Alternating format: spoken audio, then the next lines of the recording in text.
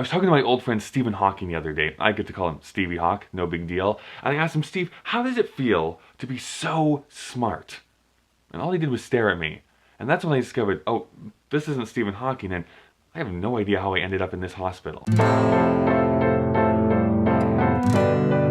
I was listening to the podcast Dear John and Hank, or Dear Hank and John, whichever way it's actually called, the podcast that's done by the Vlogbrothers.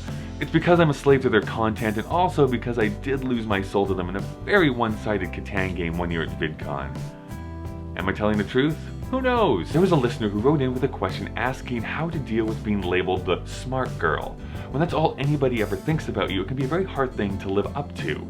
Plus there's the whole thing about thinking about people complexly, blah blah blah. The question hit home for me because it was something that I struggled with while growing up, albeit in a slightly different way. First, I was male. Secondly, the internet was just Usenet groups and monkey noises. I was on the honor roll from grade 6 to 9. Here I was, a smart kid, the smart guy, the teacher's pet. I was different than my far more popular older brother.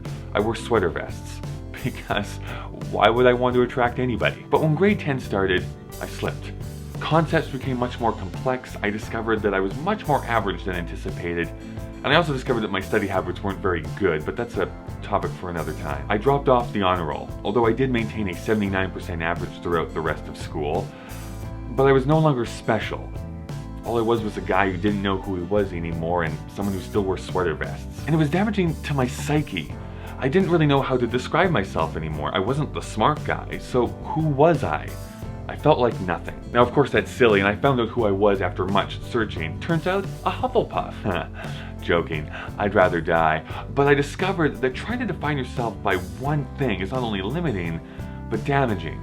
To go back to the Green Brothers and paraphrase one of their favorite sayings, people are complex. I love movies and writing, online video, wrestling, reading, and I'm not even afraid to admit it, pumpkin-flavored things. Come at me, I will eat the entire pumpkin loaf at Starbucks and happily take my diabetes with it. When we take a look at our entire selves, we find that we're more than just the smart guy or the smart girl, but in fact a human who can become more than just a label that they were given in school. And if we ever meet in real life, please don't give me a sweater vest.